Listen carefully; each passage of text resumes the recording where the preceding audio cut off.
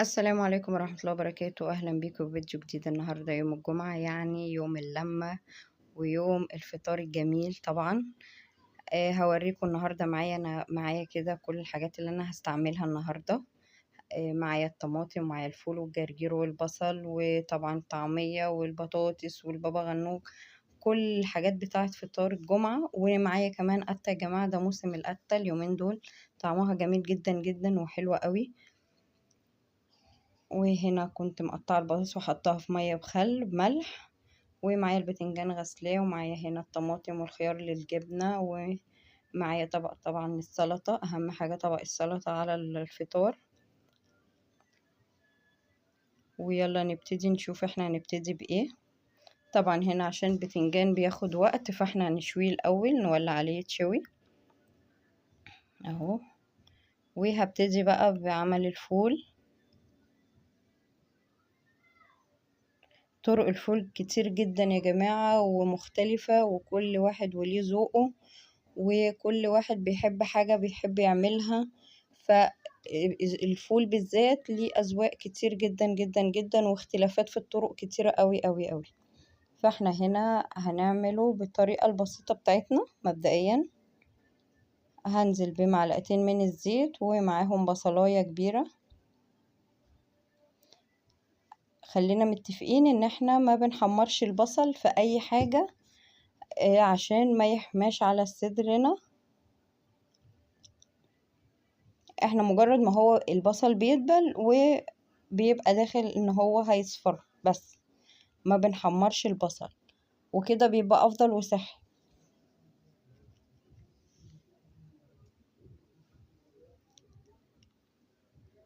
اهو انا نزلت عليه بشوية من الفلفل الاسود وشوية من الكمون والكزبرة عشان البصل يدبل وينزل ميته. تمام، واديله بقى تقليبة كويسة. وانتي برضو بتتابعي الحاجة على النار، عينيكي شايفة هي كده وصلت للحاجة اللي انتي عايزاها ولا لا. في حاجة بنحب نحمرها قوي، في حاجات لا. هنزل عليه كده بالفلفل عشان برضو الفلفل بياخد سوا، ونشوح الفلفل مع البصل كده، نديله تقليبتين حلوين.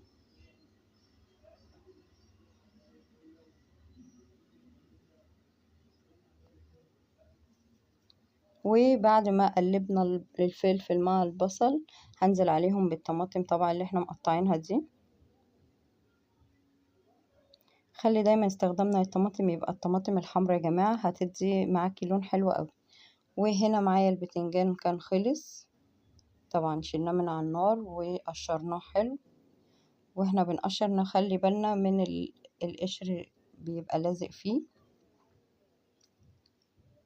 عندي هنا معلقة من الدقة. الدقة دي عبارة عن فلفل أحمر وفلفل أخضر وتوم وخل وليمون وملح. أنا ببقى عاملاها ومجهزاها عندي، إن شاء الله هبقى أعمل لكم حلقة عنها. وشوية معاه من الخضرة. أنا هنا استعملت كزبرة خضرة يا جماعة، بيبقى ليها طعم حلو قوي في الأكل وريحة حلوة.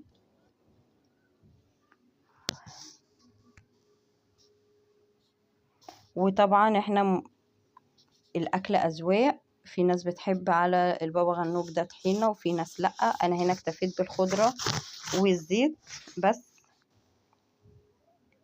وتعالوا معايا بقى نحمر البطاطس. طبعا لازم الزيت يبقى مقدوح قوي، ونخلي بالنا ميبقاش جنبنا أطفال في الوقت ده. هبتدي أنزل بالبطاطس.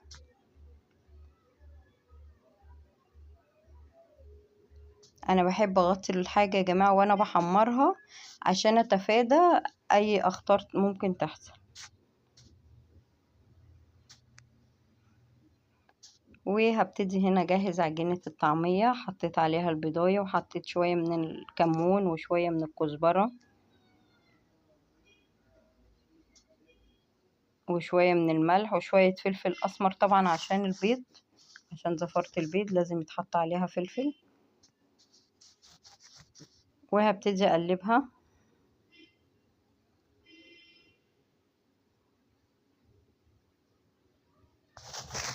البيض بيدي هش، بيخلي الطعمية هشة كده ومش مكتومة من جوه. انا عندي هنا بعمل الطعمية بطريقتين، طعمية سادة وطعمية بالبصل والطماطم. فانا هقسم العجينة اللي عندي، هاخد شوية من دي وشوية من دي طبعا عشان نرضي كل الاذواق. وهنا ببص على البطاطس لسه طبعا.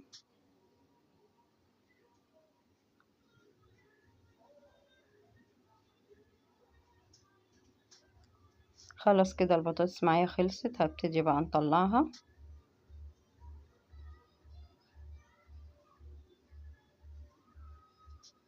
انا بطلع البطاطس يا جماعة في طبق وبقدم في طبق تاني عشان الزيت.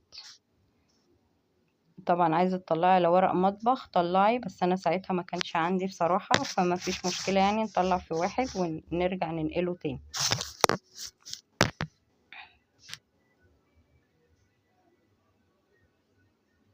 تمام.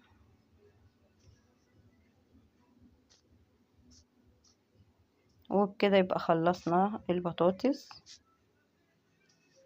اهم حاجة نصفيها بس كويس وخلاص مفيش مشاكل. هنبتدي بقى نحط الطعمية، نحمر الطعمية.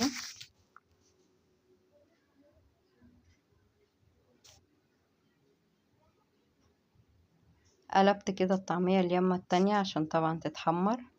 بصي كل ما كان الزيت معاكي نضيف كل ما بيدي درجة لون حلوة قوي للطعمية بالزيت. وهنا كده خلصنا، وادي الفطار بتاعي، ويا رب يكون افدتكم، واتمنى تقولولي بتتابعوني منين في الكومنتات، واستنوني في فيديو جديد ان شاء الله على خير. اقول لكم مع الف سلامة وبالهنا والشفا.